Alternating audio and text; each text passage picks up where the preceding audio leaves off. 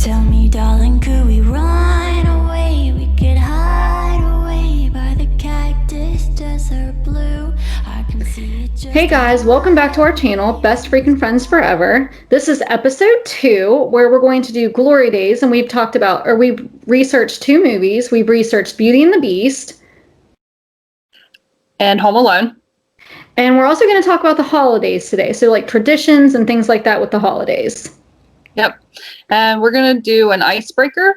My husband loves Chinese, and they give fortune cookies, and you get the little paper inside. And it's not even a fortune anymore. I think it's just words of wisdom that they do in them now.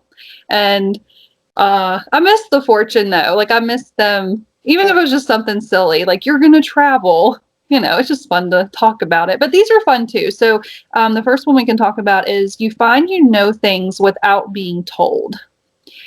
And I think that is so great because I'll ask around the house, can you help me? Can you do this? Why didn't you do that?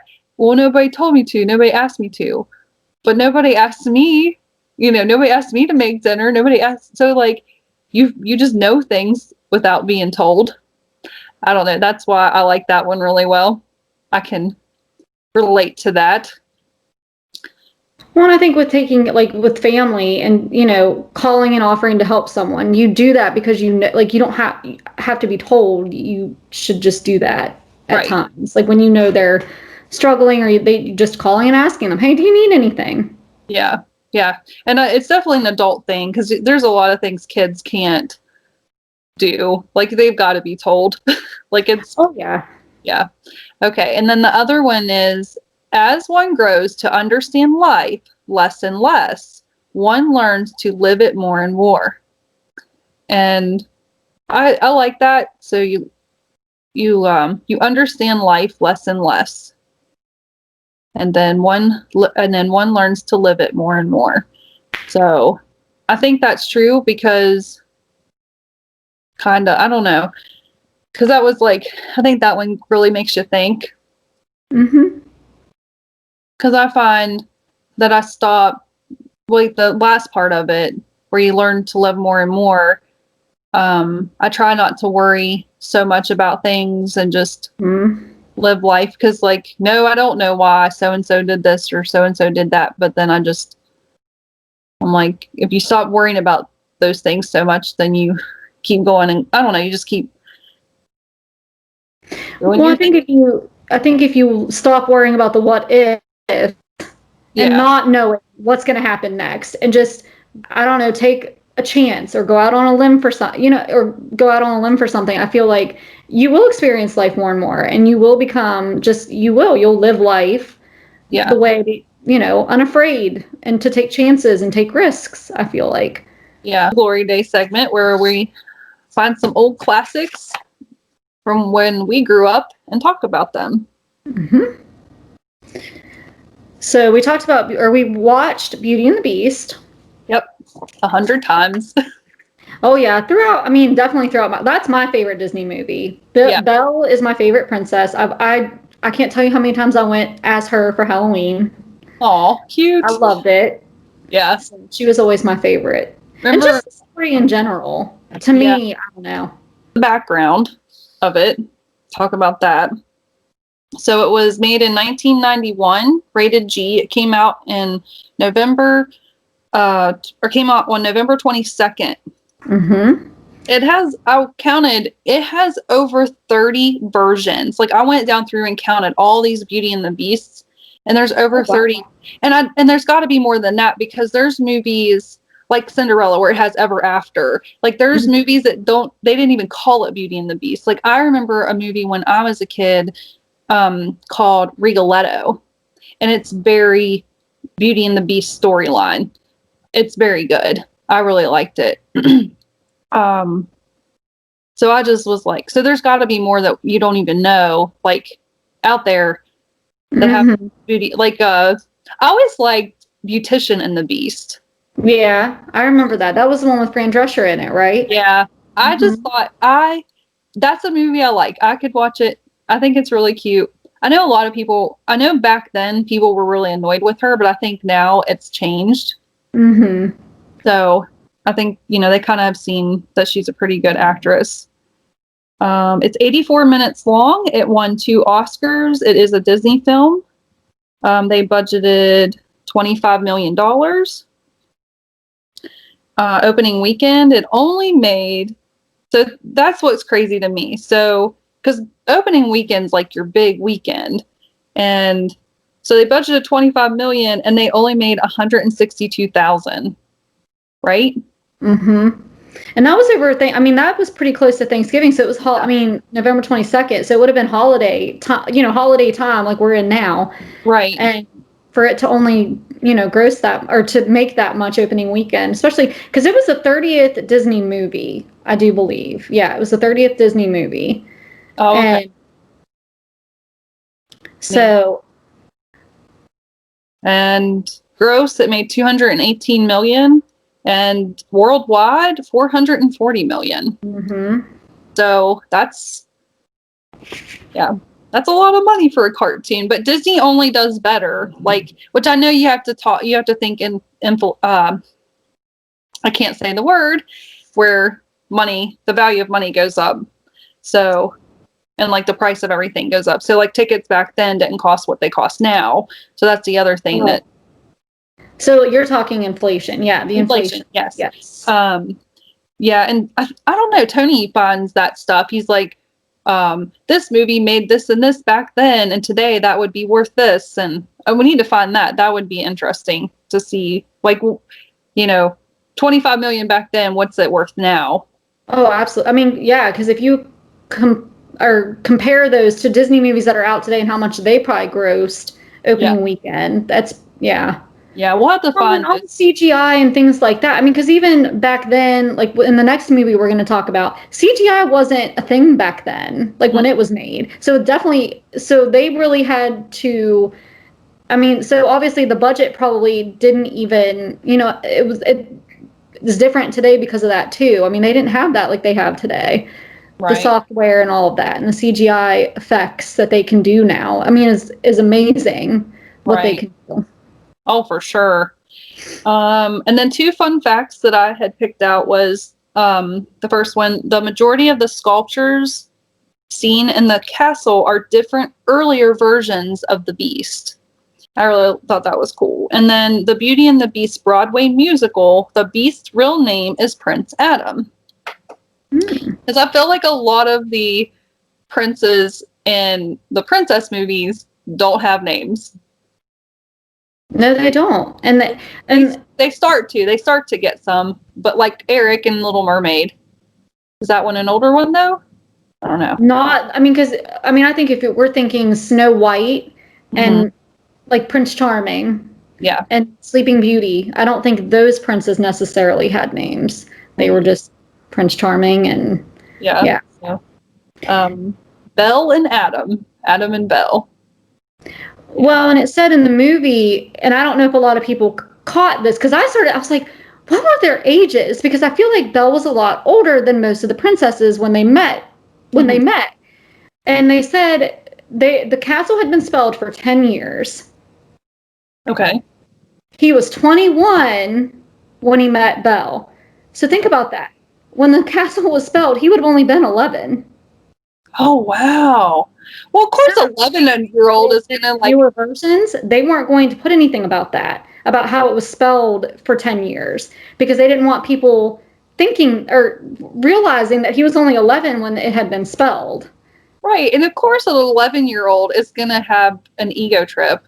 Well, yeah, he was very arrogant. He was very snobbish. He was very all about me. He was very, that's why he wouldn't, that's why he was spelled and why he had, or what happened to the castle happened, because he was turned the lady down because she was beautiful and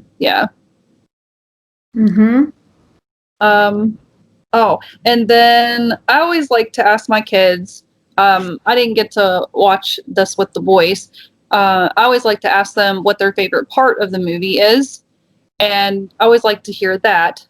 I just I don't know. It's just something I like to know. So what is your favorite part about Beauty and the Beast?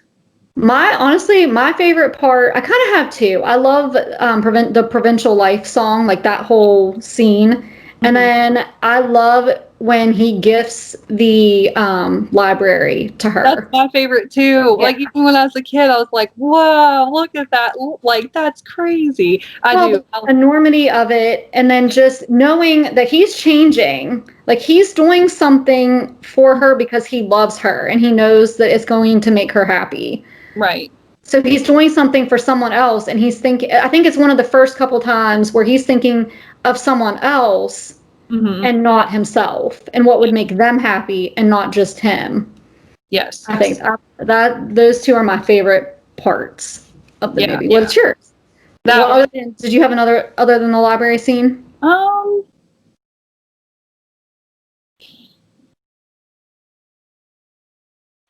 Maybe like. Uh. Hmm. I like the Gaston scenes. Like Mm-hmm. he just is too funny. And then when they did the live version one, the newest one, the guy they picked to play him, I just don't think they could have picked anybody better. I think they cast that so well, and Mm-hmm. I just like the Gaston scenes. I just think they're funny, and that's a character I think you can really laugh at.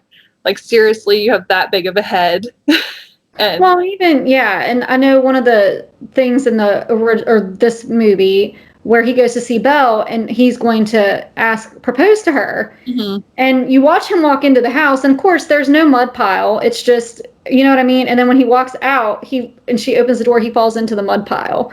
Mhm. And he kind of gets a little wake up call that, oh, I'm not, I'm Right. not as I'm not as special as what I thought I was. Right. Yeah, I just think uh yeah, I like his scenes. I even really like the there like towards the end where he starts getting people riled up to kill the beast. Mm-hmm. That music and like Oh yeah. it's like even the person that was the voice for him, his singing voice was really good. I liked that too. And I just like how he kind of gets quiet and then he starts getting them riled up, and like I like that song. I think it's really good. A good, I don't know. I probably shouldn't be like in this part where it's wanting to kill somebody, but yeah. Well, I I think that's the kind of the climax of the movie. I feel like that's where it's all coming to a head. I feel like that's yeah. where good is kind of versing evil in a way, or will be after he, you know what I mean, when he takes that and him being that Right. way. And like and I liked his character stayed evil the whole way through. And like at the end, the beast is heartbroken because Belle left. And Hmm. so he is so heartbroken. He has nothing left to give either Yeah. way. And Gaston attacks him and he still like doesn't fight back. And then he finally does fight back. And Gaston's like, don't kill me, please don't save me. And so he does. And then you would think that Gaston would be like, oh, well, he saved me, I'll just leave it alone. But no, he attacks him again. And that just goes to show, like, it does not matter what's on that's why I like the movie.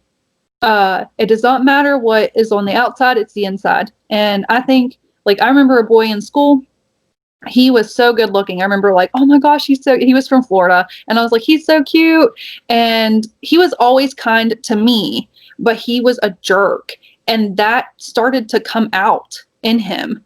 And I was like, and like all I kept thinking was, you are not attractive. Like he just wasn't after that. And so I like that movie. I like that message where it's, Yep. Well, and I think that's because I read too, that's why they had Belle always interested in books mhm, because they wanted the theme to come through that you shouldn't judge a book by its cover. right. So you shouldn't, I mean, especially like with the beast, Mhm, because on the exterior, he's, not what you would think. He comes off as what, crass, harsh at times, but right. deep down, he can change, and he did change. So you Right. shouldn't, I mean, that's why they had her in the movie as being, reading books, being very smart, Mhm, and always, because they wanted the theme to come across that you shouldn't judge a book by its cover. yeah. And I really like that. because get to know somebody and you could learn a lot. You could find a best friend. So yeah, it's a good movie. I like the part where they dance when they have like their little date and they dance, and Mrs. Teapot, Murder She Wrote. I can never think of Angela Lansbury. Yes, and she has a beautiful voice. Her singing voice is very beautiful. You would never think, like I remember watching Murder She Wrote and thinking, oh, just like a murder mystery, and she likes to find out who the killer is, and then here she plays a cartoon character, and she's really good at it. And she didn't want to do that song. She didn't want to sing the song, but they made her record it. Yeah. And she did, and she didn't think it was going to be in the movie, and that's the version that they ended up putting in the movie. She didn't want to sing that song. She didn't feel like she was, An epic song. It's so epic. I feel like you can't imagine anybody else singing it. I mean, honestly, at this point, you cannot imagine anybody else singing that song as she walks down those steps. Right. Well, and even the one that sings it for the live version, that was a good one. But I just don't. Yeah, it's like a lot of that, and then we'll get into that with Home Alone 2, where they had like different people playing a part, and now like looking back, like nobody else could have played that part, and it was. I think that's like everything else it's meant to be. It works out the way it needs to. Yep. And except for in the live action of Jasmine, Aladdin, the Jafar in that, I was so mad. I didn't like him. They could listen. I'm trying not to hate on people, but that man probably is he was a good actor, but I feel like they made him. We'll get on. Maybe we'll watch that one day and do it, because that was maybe one day when we do like Aladdin, we can go back and talk about the live actions of those movies. Yeah, and I think another thing that I like about this movie is that it didn't have them falling in love right away. Yeah. They actually showed their relationship growing. Yeah. And I feel like no other Disney movie up until, like, it was always like, oh, I love him and I love her. And it's like right from moment one. And I'm like, I get that, but I don't know. I like how it showed us how their love grew through time or over time. Well, I think they changed each other maybe. Like, I know definitely him, like she softened him. Oh, absolutely. Yeah, and I think it's like she made him be better. Like, don't be acting like that. Don't be a beast. Like, you can be a gentle creature just because you look like that doesn't mean you have to act like that. Like where she makes him feed the birds and pet the horse is that in the cartoon? Yeah. Yep. And how he ate. Yes. Yeah. Well, yeah, he probably wasn't thinking, like, he has his big old paws and can't hold a spoon, so and just, yeah. And then I like all the little extra characters, the Candlestick, Lumiere, Cogsworth. I like all those little Chip. Yeah. Chip is a nice little, addition. Yeah. And I like the dresser, the armoire. I always liked her. And of course, I like the scene where she's at the table late at night and they're feeding her. And the Be Our Guest. That's another just like iconic. It's iconic. Those are iconic scenes. Yeah. Well, I guess that's something else next time we'll have to think to write. Or maybe if you found it, what the rating, like usually like on IMDb, they do Rotten Tomatoes. I want to say that one was like I can't remember now for sure. I want to say it was an 8 out of 10, but that may be totally wrong. I'm not sure. Sometimes I feel like IMDb is really harsh too. Sometimes I feel like they give a really good rating and I'm like, well, my opinion, that was not a good movie. Well, and that's like when we talk about Home Alone, like Roger and Ebert, they did not like. Yeah, the critics. Yeah. And then it ended up doing so well for weeks on end. And they were like, oh, Roger and Ebert aren't going to be happy about this because they kept giving it horrible reviews. And it ended up, it was just number one week after week after week. And the actors had moved on and they were doing different like things. Yeah. And they were still number one there. I mean, for Home Alone. Yeah. Well, we can start talking about that. Okay, so it was made in 1990. It was directed by Christopher Columbus. And if you recognize that name, it's the Harry Potter director. He directed a lot of different things, a lot of big movies. Like, let's see, he did Harry Potter. Did he do Bueller? I was going to say Ferris Bueller's Day Off. Did he do Ferris Bueller's? I think so. And movies like that. They said he was like, is it him? They said he was like a comedy machine. Like he could write 2 days and have a story. I think like this Home Alone, didn't have it written like... That was their writer. Oh. Yeah, he would pop them out in 2 days. He'd write all weekend. Yeah. And he would pop out a script. It was budgeted for $10 million. They ended up spending 14.7. In the box office, it made $285 million in the U.S. And let's see. Obviously, we know Joe Pesci was in it. Daniel Stern, which played Marv, and then Macaulay Culkin, of course. So it was 103 minutes long, and it had 11 wins. I didn't go down through and like see what all. And I say like on Beauty and the Beast, I said it had 2 Oscars. I mean, that's pretty good for a movie, especially a cartoon. And but they also had a lot of nominations. Mm-hmm. And you know, a lot of people were like, "I'm just grateful that I got nominated." Yeah. Did you do the worldwide? No. Okay. I think was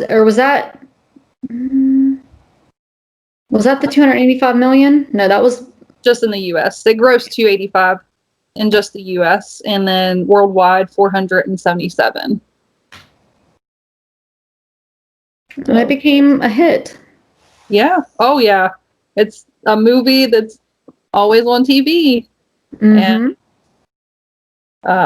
you gotta, yeah, I like it. I remember watching it as a kid. I know it was one that my dad liked to watch. Because I always got excited when Dad would sit down, because my dad did not watch a lot of TV. So when he would sit down with us and watch something, it was nice. Fun facts.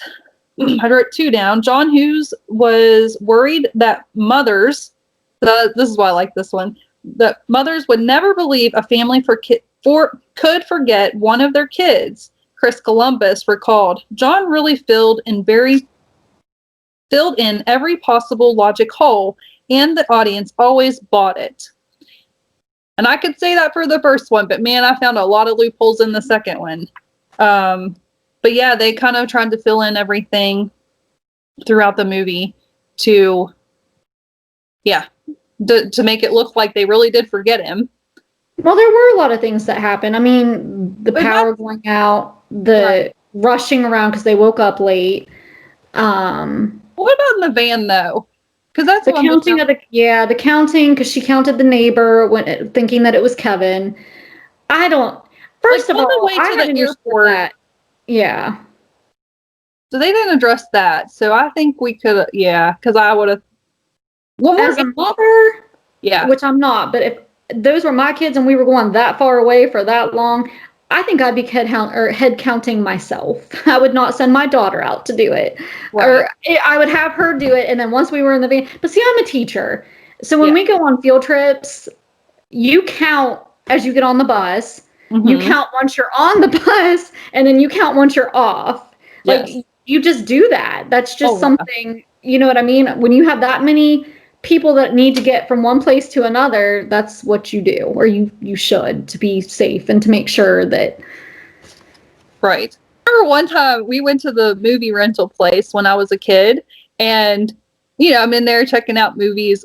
We had friends of the family, their kids that would come and stay with us in the summers for a couple weeks. Well, they would stay with their family, and then they would come down with us, and we'd watch movies and read books or whatever, and we would go rent movies with them.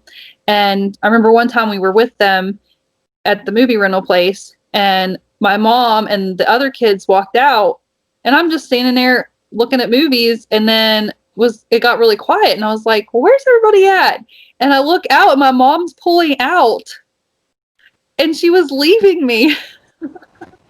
I'll never forget that. She'll probably deny it. That never happened. She's gonna And love you. so I like walk out and she sees me, she's like, oh my God. And so, but by God, they had never forgot my brother. I remember that kid, we'd always get up to the register. Where's your brother at? He'd always be back there at the GI Joes looking at them. That's where I always think, go find your brother. I always go back and that's where he was every time. But they'd never forget about him, would they? No. Anyway, we'll get back. See, we can go forever. And then the pages on the Playboy magazine Kevin looks through were together, so young Culkin wouldn't see any nudity. And I'm sure they didn't want that in the movie either. Oh, no, and I know they said, because I guess that we talked about this, how Macaulay Culkin, he was 9 years old when they filmed this, so he would need a nap, and so he would just lay down and take one in between, I guess, when they were filming or whatever, they were resetting up or whatever, because they filmed in an old school. Yes. And I guess they said that Joe Pesci, because he would have later call times because he wanted to go golf. So he would have later call times. And they said Macaulay was kind of more, not better behaved, but just more professional at times than what Joe Pesci was. And I thought it was kind of interesting that Joe Pesci made up his own language. Because I guess with all the movies that he had done prior to Home Alone, he cussed a lot in the movies. I mean, they were gangster movies, things like that, and he would cuss a lot. So he made up his own language so that he wouldn't do that as much. And I thought it was very interesting, too, that even like with the CGI, which there wasn't any. So like they'd had stunt doubles, obviously, and the stunt doubles literally, like when you see them falling and like going high up in the air, like they do, that's real. Like back then they didn't have the things that you fall on. Mm-hmm. And like when the iron came down the chute, that really like came down and hit them. Like they didn't have anything, like that's just how they had to do it back then. And so now every time you see like in another movie where someone gets a lot of air and goes up like that, they call it a Home Alone fall. Mm-hmm. So it's got its own name. And I thought that was kind of interesting. And I thought it was interesting that John Candy worked 23 hours and got paid less than the pizza guy because he was on set and they filmed all his stuff in 23 hours and he still got paid less than the pizza boy's character, I guess you should say. Yeah, I feel like that happens so much with these movies. Like this person gets paid more than that. And I don't know. And I feel like these actors and stuff, like, I don't get paid what this person gets paid. Listen, this happens in real life too. Welcome to real life. Because when I worked at one place, we won't name it. When I worked at this one place, I saw people getting paid and then other people not getting paid. And I was like, this person is working more than this person. It just drives me crazy. And that's all over the place that happens. Mm-hmm. And I just wish I wish there was a way to fix that. But well, hopefully one day. Yeah. Yep. Favorite part. What's your favorite part? I have to say, I like the church scene when Kevin is talking to Mr. Marley, because I feel like that's when the movie goes full circle for Kevin, and Kevin he shows up how grown up he's become just within that amount of time. Well, they were really impressed with that scene. They said he was on his A game. Yeah. I mean, they said he sat down and he just did the lines and they couldn't, in one or two, couple takes or whatever even, and they were amazed that he did that. Mm-hmm. He was just, I don't know. I think that Kevin's character comes full circle. Yeah. He's giving advice to the older man when at the beginning, we see how scared he is at the beginning of the movie and how frightened and how, he's hiding under the bed, and then midway through the movie, he's yelling at the furnace. Mm-hmm. He's fighting the bad guys, essentially, and not afraid anymore. And I just feel like that, I don't know, for me, that's when it really comes full circle for him. I like that scene. The music at the beginning of it and all of that. Yep, that's my favorite part. So it's between that one, and I know this is going to sound so silly. I I like the scene right where he's heating up his mac and cheese, and then he goes and sits down and he gets ready to eat. Like, I just like, I don't know why. I can't, I remember as a kid liking that scene, and I like it now. He didn't even get to eat it. He didn't even get to eat it. No, he didn't. The chime had rung, whatever. And so, yeah, I don't know why. I like that scene. But yeah, the one, like you said, the one in the church with the neighbor, it was really good. Cause cause the guy's like, you don't have to be scared of me. You know, you don't have to be like that when you see me. But that old Buzz, he's so mean. Buzz is the one that put that Buzz is the one that put that fear in him, because he told him the story about, you know, he puts the dead bodies in the salt. And I'm like, oh my gosh. And listen, if you were to tell, I have an 8-year-old. My Eddie is 8. And if you were to tell him a story like, listen, Jeremy the other day sent us a thing about a black hole, and Carter overheard us talking about it. Well, a couple of days later, he was like, Mom, did you know that they found a black hole? And I was like, and listen, this kid, I remember being like that as a kid. And Gowdy is the opposite. He like loves that kind of stuff. And, you know, but Eddie is my little chicken. And we were talking about that the other day. Like, do we think Eddie could do what Kevin did? Yep. Yeah. I like if I would leave Eddie home alone like that, and that's like that way. I don't know. I don't know what he would do. I mean, you know, maybe the survival thing would kick in and he would do those things. You just never know.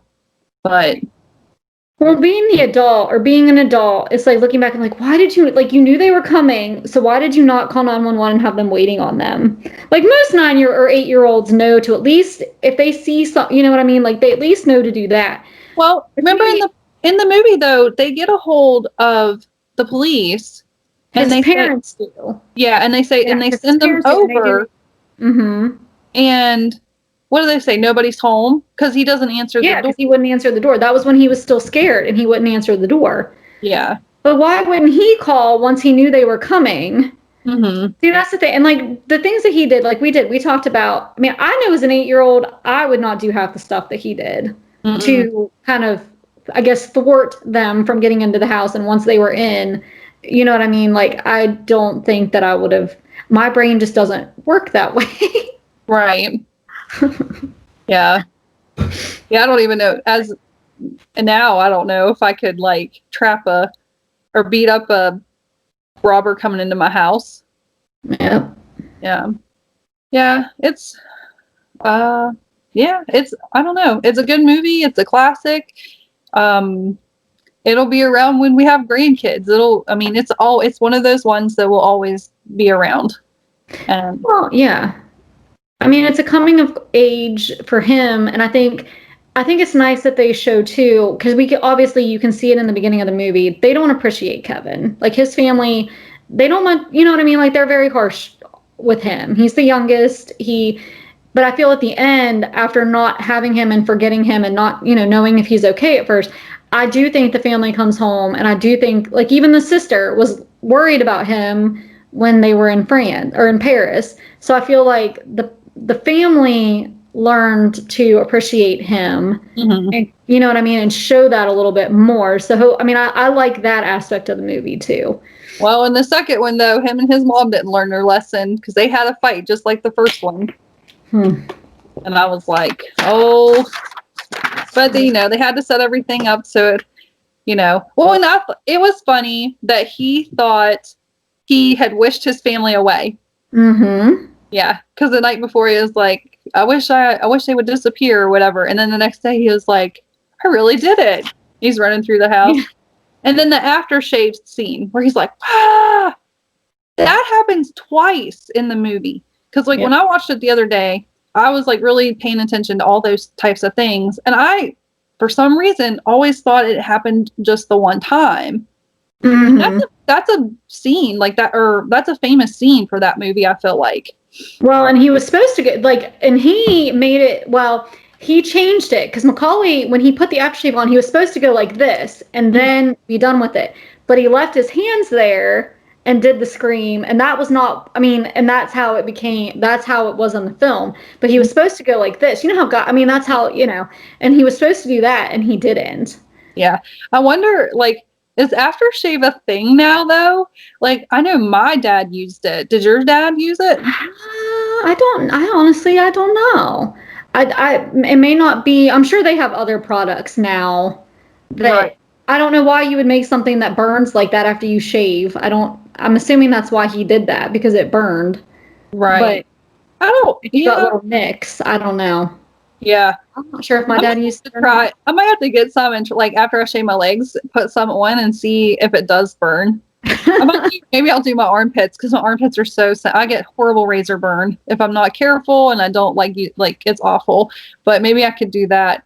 I don't. Yeah, my dad used it was a little white bottle and it was Old Spice. I remember watching my dad. I used to watch my dad shave, and then he would use the Old Spice, and then he would pat, and he smelled like that. Mm-hmm. Yeah. So we're probably talking about this, and people are like, "What?" Well, if we get younger generation watching us, you never know. Yep. But yeah, good movie. I think we can go into the meat and potatoes. Yes. With holidays. We're going to do 3 different topics. We'll do holiday traditions, what we did when we were kids, what we do now, the holiday blues, which people get really stressed and sad during this time of year. And then we'll kind of pick it back up, make it a little more happier, and we'll talk about the Christmas atmosphere because I think everybody can say that's a thing.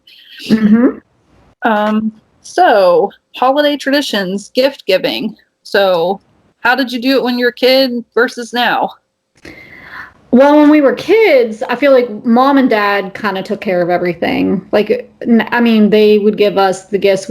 Now looking back and being the adults, we do Secret Santa even as adults. Now we just include spouses and, girlfriends, boyfriends, or whatever. We include them in it. And so that we draw a name at Thanksgiving when we're all at dinner. And then we draw a name out of a cup, and then that's who we shop for. And then, of course, each of us get, like, my grandma and my mom and my dad one or something. And now, for me, we've got nieces and nephews now, so we try to get them a little bit of something, too. They don't go into the Secret Santa, like, the drawing. We kind of just all get for them, just because. But, yeah, we do Secret Santa, because there's a lot of us. I mean, my family, there's 7 of us total, 5 siblings, plus spouses now, and girlfriends. So it's kind of, to buy for that many people, that's a lot. So we do Secret Santa for the spouses and the siblings. So that makes it a little bit easier on the money aspect of it. And we give ourselves a dollar amount that we can spend. And of course, you've got the siblings that go over that. Oh yeah.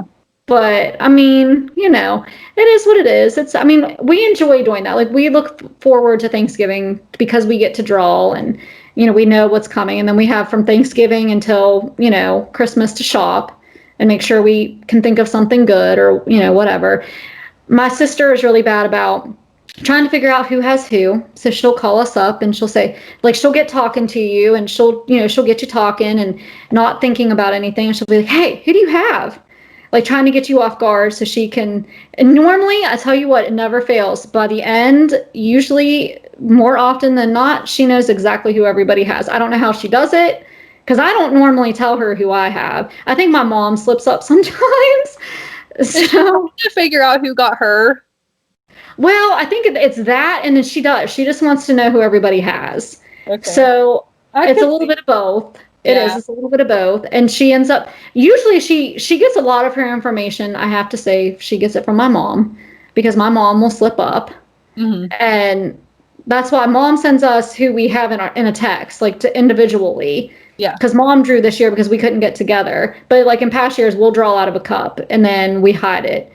Like, she just likes Just to know. like your mom. Don't show mom. I know, right? Well, because here's what I normally do. I normally I don't want to say I cheat, but I guess I work smarter, not harder. And so I'll go to my mom and I'll say, okay, I have so-and-so, what's on their list? Because my mom makes us give her a list every year. So I'll go to my mom and I'll say, okay, I have so-and-so, what do they have on their list that I could get for them? And so that's how she ends up knowing who I have, because I'll go to her for that. I'll kind of give her like 2 or 3 names. Yeah. Don't tell her. Don't be like, I need this one and this one and this one, and then I'll let you know later on Christmas Day. She figures it out. Yeah. But I don't know how she does it, and it's just her that likes to do it, and that's fine. I mean, she has fun with it. So. I nature like that is. I am such a curious person. Like a lot of times I'll find myself asking inappropriate questions, and I'll look back and I'll go, why did I do that? Like, that's none of my business. And I don't know, like, don't tell me something. If you're going to sit there and say, I'll have to wait and tell you this when this, don't do that to me. Cause then I just go crazy, and I've gotten better about it. I definitely have. So whenever I was a kid, gift giving, I don't know, mom and dad just took care of everything. And my dad, like, his mom was like this too. He was just like, we were not allowed to open anything before Christmas. There was hardly anything under the tree. Like, there might be a few things for like this person or that person, but there was nothing underneath there. And we were not like, I remember my friend down the road, she would call me, and because her family always did one present the night before, and I was like, oh my gosh, what'd you get? And she'd call me. Like, one year she got a cell phone, which was so cool. And I guess like they had, if I remember correctly, they wrapped it in a box and they called it before she opened it.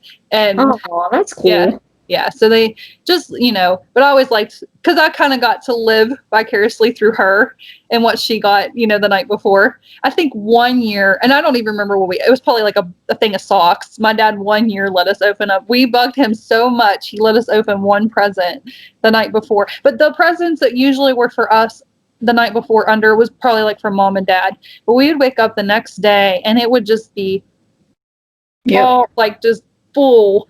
And but yeah, so I don't know, that was what we did. Even like as we got older, we didn't really have like anything that we did per se, but like what I do with my kids, and through the years I've tried to find like what fits us best.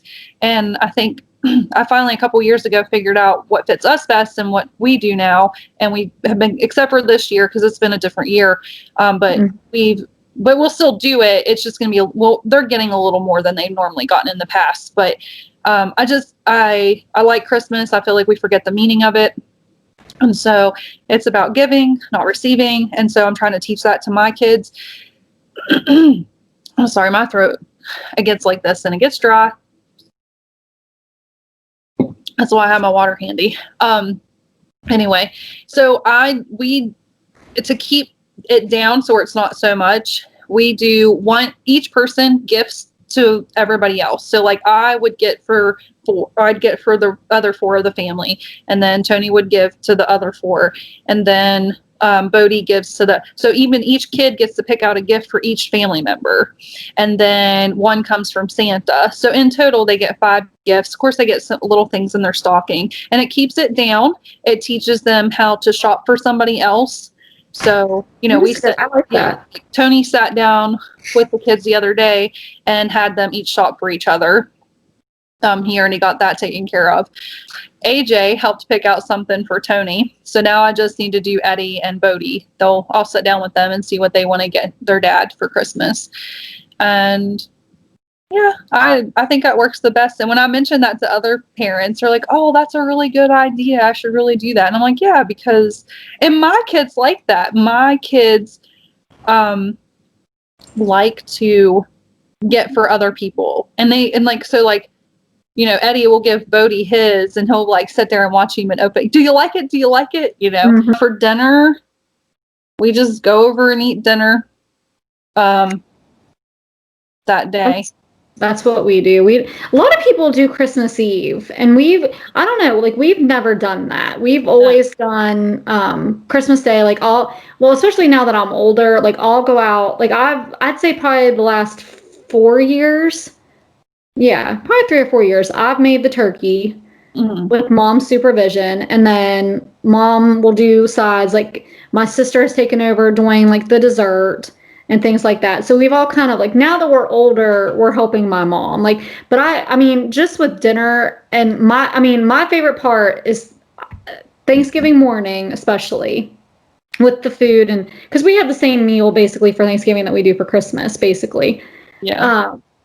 I just remember, like, especially when I was younger, it was just always so much fun because I'd wake up early with mom, and just the smell, because she would start the process of baking the turkey or getting it ready and having to make the stuffing because we stuffed the turkey, and just the smell of like the butter and the onions and the celery, waking up to that and then going down and helping her, like that was my favorite part of like, and now I do it. Yeah. And like she'll be looking over, making sure, and but that's just, we had back years past, we've gone to my grandma's, but now mom kind of does it. Yeah. But we have the regular dinner, mashed potatoes, green beans, like that kind of stuff, and we just eat at mom and dad's. Yeah. Yep. We don't do something like, we don't do anything like super special. Yeah, just have a dinner and that's it. I feel like we did, well, like your routine on Christmas Eve. Back in the day, I know like we used to have the tradition of going to my neighbor's house who knew my dad from like when he was wee little, and we would go to her house and she would have like, oh my gosh, the best fudge and cookies, and we would eat that, and she would always give us like the Walmart popcorn, like in the tin. Yeah. I love that kind of popcorn. But anyways, we'd go there every Christmas Eve.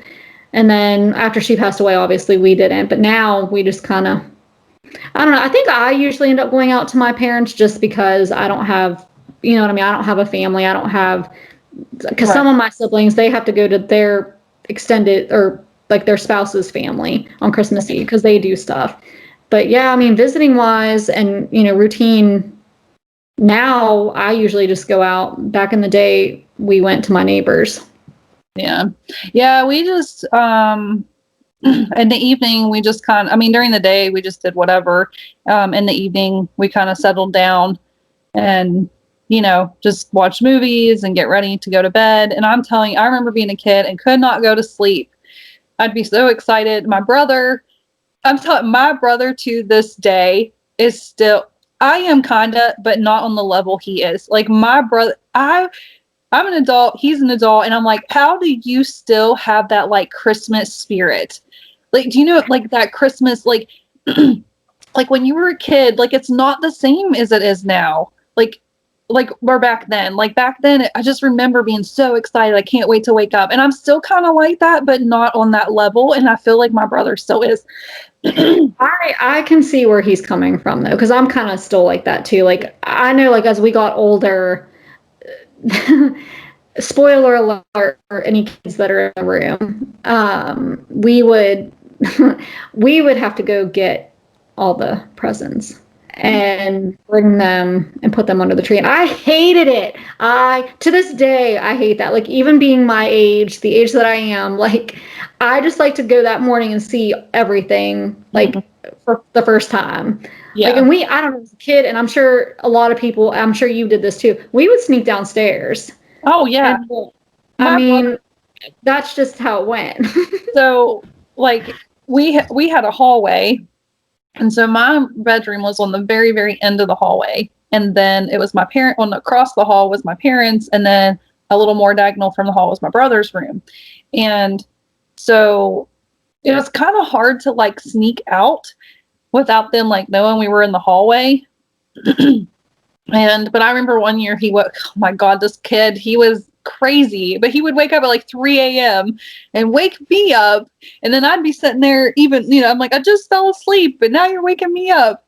And, but I remember one year he was like, I counted like 11 presents for myself. And I was like, to count yours. But he's like that to this day. Like, he wants to know what he's getting, and my dad like refuses. And I remember the first year we had Bodie, because we had him so close to Christmas, and of course having a newborn and they don't sleep through the night. And so I remember my brother coming in, because we stayed with my parents that first night, or that first year we stayed at my parents' house. And my brother comes in and was like, "Wake up. This is like super." And I think this might have been the day he proposed to my sister-in-law. I think that might, yeah, he proposed to her that day. So Gavin's first Christmas. And so that's why he wanted us up so early too, was because he wanted to go over and get to her before she got out of bed. Yeah. So, but yeah, oh my gosh, I don't know. Yeah, but we would try, my parents tried to, and I try to do that with my kids. Like, now what we do is, we just kind of settle down for the evening. We may watch a movie, eat dinner. We always read, a night, The Night Before Christmas? Or 'Twas the Night Before Christmas? Yes, that. And that's a classic. Yeah, we read that before they go to bed. And then we have an Olaf version. So we read that one. And I think we read a couple other little Christmas books we have.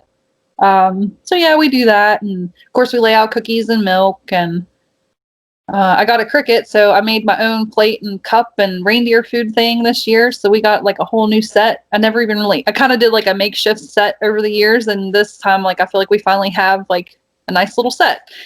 But yeah, so that's what we do now for the night before. Nothing major, but I would love to hear what other people do. So if you have something like you have to do the night before, like I know Tony, I'll tell his, because I feel like his is a little more, whatever, but, and his grandma just passed away, but he said because they're Catholic, and so he would, they would do mass the night before, and then he said after mass they would go over to his grandma and grandpa's house, and they would open presents, and they would be up. And I was like, oh my god, my dad would, like, I have like this, it's carried over from my childhood. I have such a hard time opening presents the night before. It bugs me so much. I have such an issue with it. I'm like, you can't open before Christmas, you can't. And so, but he grew up doing that. Like, that's what they did, was they would open with his grandma and grandpa the night before. And we did that one year with her. We went over to her apartment and did that one year. She gave us gifts, and she always did. She always got us so much. I'm like, you don't need to do all that. But she was such a good lady. All right. Your favorite part. What's your favorite part?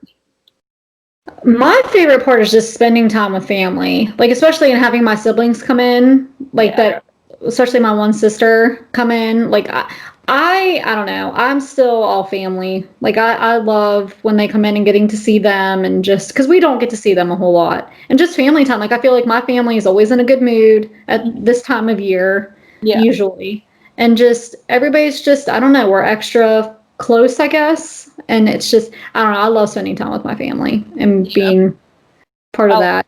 I like it too. I'm with you. Family, that's probably my favorite part, is just being with them. And to the holiday blues.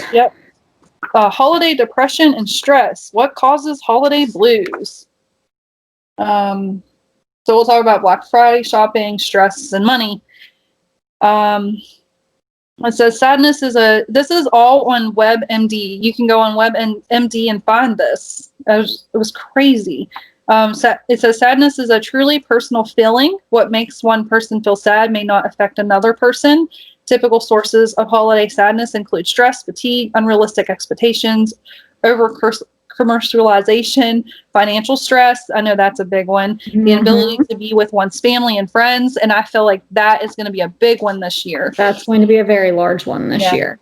Balancing the demands of shopping, parties, family obligations, and house guests may contribute to feeling of being overwhelmed and increased tension. People who do not view themselves as depressed may develop stress responses such as headaches, excessive drinking, overeating, insomnia. Others may experience, now this is me, others may experience post-holiday sadness after New Year's Day. Mine's after the day after Christmas. I have such post-holiday sadness. Even when I was a kid, I did. It was bad. This can result from build-up expectations and disappointments from the previous year. That's not me. Coupled with stress. I just, from now, like, let's see, we're 2 days after Thanksgiving as we're taping this, and from now until Christmas Day, to me, it's Christmas. Oh yeah, absolutely. So, yeah, and I love all of that. And then like the day after, I'm like, dang, it's over. I have nothing to look forward to. There's not. I mean, I feel like a lot of people, like you said, and the expectations of it all. Like you didn't get what you wanted, or something. Yeah. Like family time or whatever, and then, like you said, you don't have really anything to look forward to until, well, Christmas next year. Because really, there's no other really big. I mean, Valentine's Day is the next one, but I mean, I feel like that helps a little bit though. So, well, yeah, for people that. and then Easter. Yeah, well, I guess. Yes, for couples, yes. For non-couples or for people that are single, it just kind of exacerbates it and makes it a little harder sometimes. Last year, didn't we do Galentine's Day? We did Galentine's Day, yes. Yeah, and so I did like little treat bags for everybody when we went out to eat. Yep. And then it has just things for coping with the stress and depression. Make realistic expectations. Set realistic goals for yourself. Pace yourself. Make a list and prioritize. Be realistic about what you can and cannot do. Do not pull all your energy into just one day. So, like, don't do all your energy in Thanksgiving or New Year's. Like this, this is for me. The holiday cheer can be spread from one holiday event to the next, and like from now until Christmas. Yeah, live and enjoy the present. Look to the future. Don't set yourself up for disappointment or sadness. So it just goes on and on about what you can do to help yourself. But for me, like, when it's over, it's over. Like, you can't. That's what saddens me, and so I just can't seem to. What do you do to fix that instead of having a time machine, which we don't have? And then Black Friday shopping. We love to go. We'll be at the store at 3 a.m. or midnight or whatever. But we did not go this year because, with everything going on. But it's a Black Friday. Some people might not know this. I think most people do. The day, the day was dubbed Black Friday back in the 60s when account books were still using pen and ink, and the day's sales helped move stress out of helped move stores out of the red losses and into the black profit. So that's why they call it Black Friday. One of the biggest shopping days of the year. Because I read somewhere it said it was. I didn't get into all that, but I read something that said it actually wasn't the biggest shopping day of the year. Well, I know nowadays Cyber Monday is almost as big as Black Friday. Yeah. Anymore. I mean, and I know like this year it probably will be just because of everything that's going on. And I mean, see, my family, we'd go out, but we were not those. We have to be there at midnight, or we would go at like 8 or 9 the next morning when it kind of calmed down if we did go, and more often than not we wouldn't. Like sometimes my sisters and I would go if everybody was in for the holiday, like we would go. I think we went more just to see like the crowds than to really. And I mean, I think there's only been one year that I've mostly finished Christmas shopping on Black Friday. Like I don't know. I feel like I do not do it a whole lot, but I know we would every once in a while. Yeah. And I would send you to get stuff. Like you would get stuff for me, like my season stuff. I would have you get, because you can't beat. I mean, honestly, you can't beat the prices sometimes on that kind of stuff. Oh, I mean, honestly, paying like some stuff is like $10 for one season. You would and you could pay for a whole season and sometimes spend that or a whole series and spend that on one season. Yeah, so those, they do have good prices on that. And I don't know, Tony and I, a few years ago, we started going together. So the Christmas atmosphere, I think we were talking about that and just how it feels different this time of year because people are giving. The Salvation Armies are out. Mm-hmm.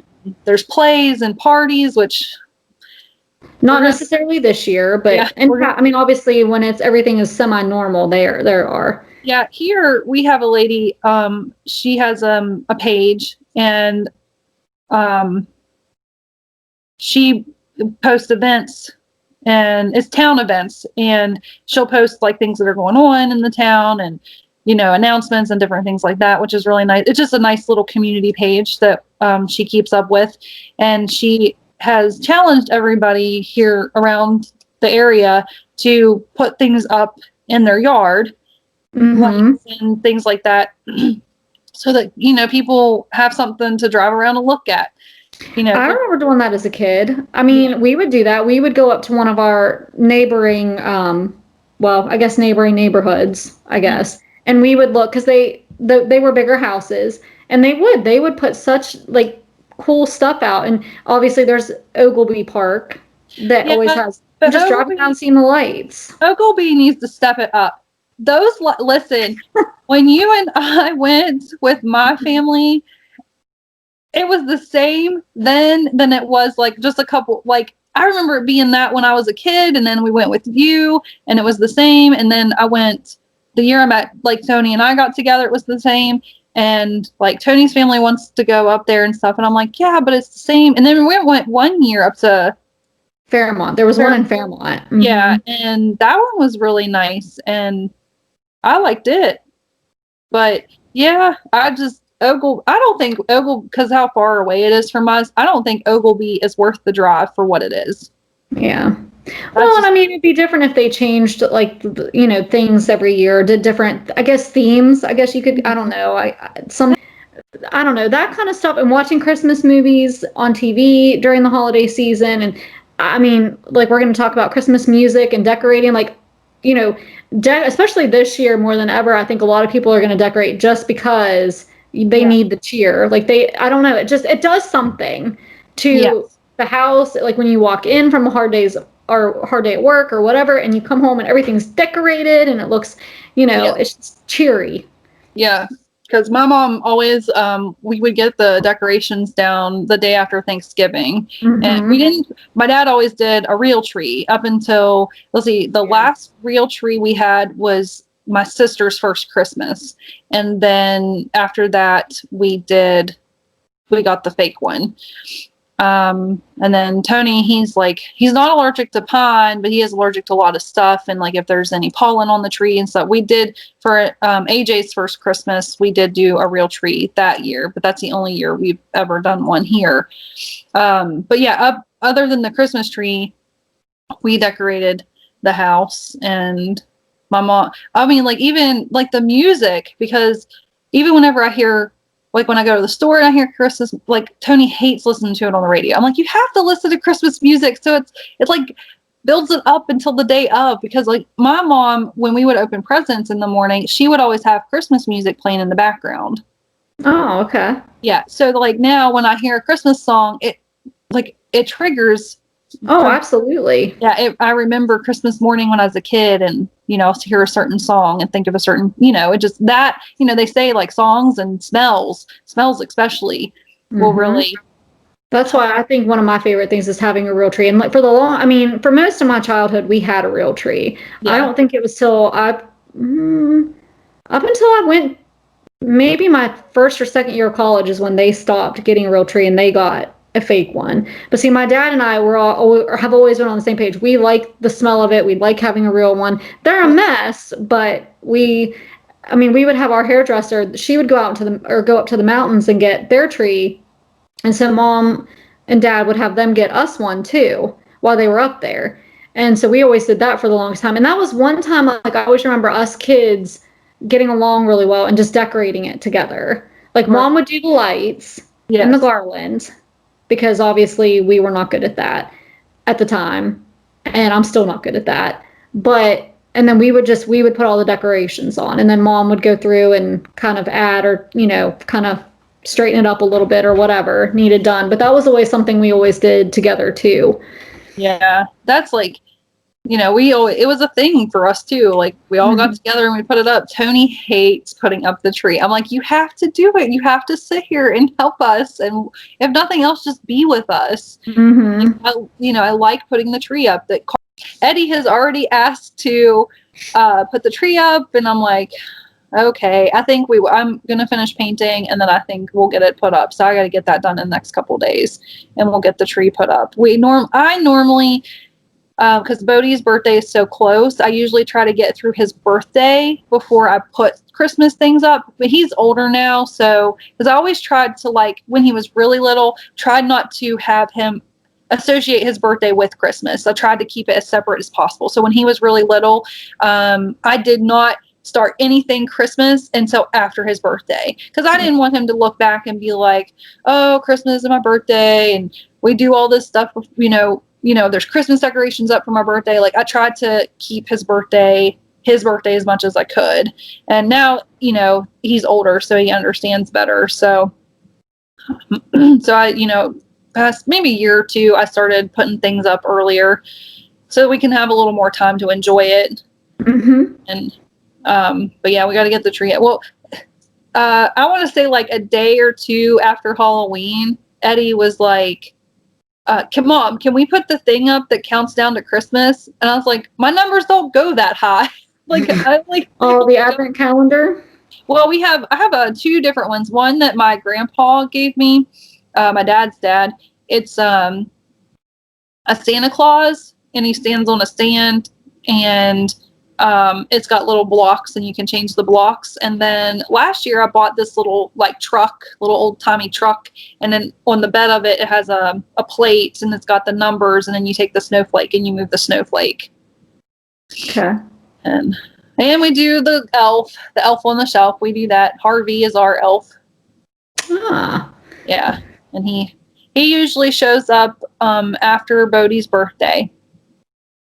And he usually brings balloons for Bodie. He'll bring balloons and tell him happy birthday. And I think one time he had confetti all over the bedroom. That little elf, he is such a booger.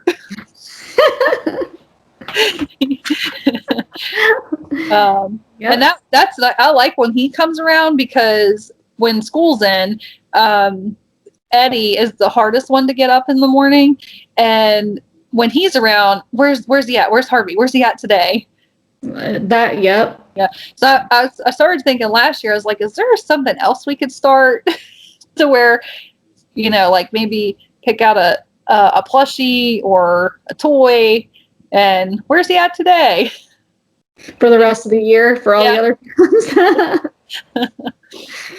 times. So yeah, Christmas atmosphere. I think that's a thing. You can feel it in the air. I really believe you can. I think people are just different at this time of year. They are. People are more willing to help you out. People are more willing. I mean, you see more paying for people, like if you're in the drive-thru or, if you're in the store. I just feel like people are they're nicer. I mean, really and truly they are. It's just a different time of year. It's a different atmosphere. Yeah. Out of all the holidays, Christmas is my favorite holiday. Oh, mine too. Yep. Yeah. I love Christmas. My sister-in-law, her favorite is, hello, I'm sure she'll watch this. Her favorite is Halloween. And I'm like, I like Halloween. Like, it's fun. You dress up and have a good time. And, I enjoy Halloween, but nothing can beat Christmas for me. Nothing can beat that. I love Christmas. I love waking up early. Tony hates me for it. All right, guys, that was it for today. And until next time, that's it in a nutshell.